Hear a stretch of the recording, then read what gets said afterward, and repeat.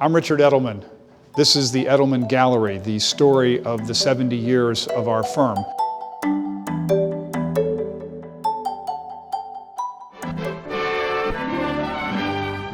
Dan Edelman served in the U.S. Army from 1942 to 1946 in the psychological warfare unit. He was trained to actually look at German propaganda every night, listen to the Nazi broadcasts, and then produce a report every evening for the general, who was then able to make a recommendation about what the Allies should be saying the next day.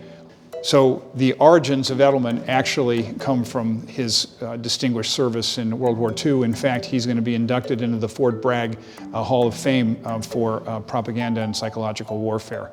This is Dan's desk, and it was always full of papers. He had outbox, inbox, and then stacks of papers. And I always referred to the ones that were at the outer edge as Siberia. Dan would dictate into his machine every day, and his assistant would generate all these papers that would go all over the world, known as danigrams. And we had to read them, and we better have responses and follow-ups to every one of his suggestions. The first great campaign for Edelman was the Toni twins. My father sent 6 sets of identical twins around the United States to appear on TV and radio and to be in newspapers and magazines. And from that, the media tour was born. Actually, the Toni twins was an advertising vehicle. The idea was to, which twin has the Toni? The twins became a national heroine group. There were, I don't know, a couple of dozen of them. We traveled 5 sets, and then we traveled more, and they had them appear in department stores and grocery stores, and it was a wonderful adjunct to the basic campaign. Dan quickly then recognized the opportunity in consumer products to take the story to the media, the credible third-party source. So for Sara Lee, for Lee-Lemon, for Brunswick, then moving into the wines of California, the 60s was all about product marketing for Edelman. As we move into the 70s, we started to go into public affairs. For the Seatbelt Council, we were able to actually persuade Americans to buckle their belts to reduce traffic fatalities. Also, we were able to secure the landing rights for the Concorde SST airplane at JFK Airport. We started to continue our work in consumer products. Orville Redenbacher, who actually taught me how to make popcorn at my parents' apartment. Morris the Nine Lives Cat, Kentucky Fried Chicken, long-standing client. And we worked in the early 80s on the launch of the Vietnam Veterans War Memorial, designed by an Asian American, Maya Lin. Also, we started to go into pharmaceuticals. In the mid-80s, we worked for Ortho Novum, actually recruiting Gloria Steinem to talk about the 25th anniversary of the birth control pill and the very important step that was for women in the world. At the dawn of the 90s, we used our experiential ability to help British Airways relaunch transatlantic travel in the wake of the Gulf War. Also, we did a very important special event in Paris, working with activists on AIDS to drop a pink sheath over the obelisk in the Place de la Concorde to draw attention to the AIDS epidemic. Also, we brought the biggest merger in the media business, Viacom, going into financial public relations, bringing together Blockbuster, Viacom, and Paramount into a combination.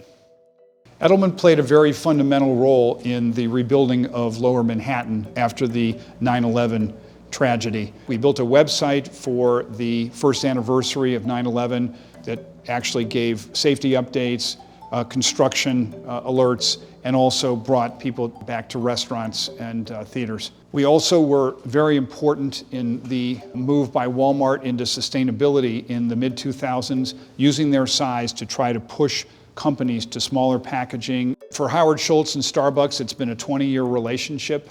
We've helped that company as Schultz returned as CEO in 2007. He actually closed all the stores one day and retaught the baristas how to make coffee, reiterating the centrality of customer service.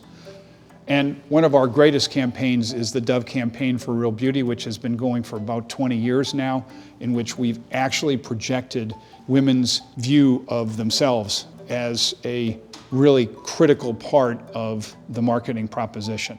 One of the most important things Edelman's done is to create the Edelman Trust Barometer, which we've now done for 22 years. And we've built that into the most important franchise in marketing services. In the 2010s, Edelman did several very significant campaigns in the public interest. Perhaps the most important was working with CVS on taking cigarettes out of the stores. They gave up huge amounts of revenue, but gained so much in terms of reputation. Edelman did really important work in crisis management in that period. We worked with United Airlines on removal of a passenger from a plane, with Samsung on a phone battery issue, which caused burning phones. As we moved into 2020, the world was confronted by the global pandemic. Edelman played a central role in this entire period.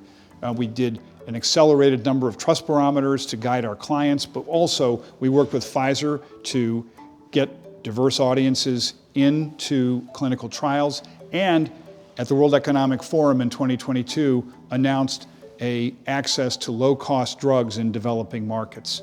Edelman also did a very important campaign for Ajinomoto, trying to cure the disease of anti-Asian sentiment in the United States. Our campaign, called Take Out Hate, encouraged people to go to Chinese and Japanese restaurants and take out food to confront that awful discrimination.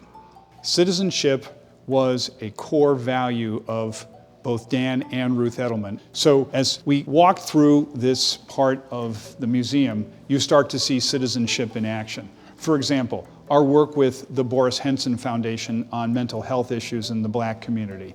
Also, we've done a very important campaign for Save the Children in Malaysia and Indonesia in the wake of the tsunami. Also, the Real Voices of Pride, in which we were able to promote the interests of LGBT in Spain, a historically quite conservative country. A central part of the museum is a tribute to 12 people who were absolutely critical to the development of this firm over its 70 years. For example, Pam Talbot, who actually was my father's successor as a genius in marketing PR. Mike Morley, who built our global enterprise. Also, Mike Deaver, who came from the Reagan administration and helped us so much in public affairs, and Leslie Dock, who brought us into sustainability communications before he went on to Walmart as our client. This set of people actually made the difference for this company. The Edelman Museum is a tribute to the 6,500 Edelman employees and the thousands of alumni globally whose passion and dedication the past 70 years has enabled Edelman to create campaigns that have impacted the world.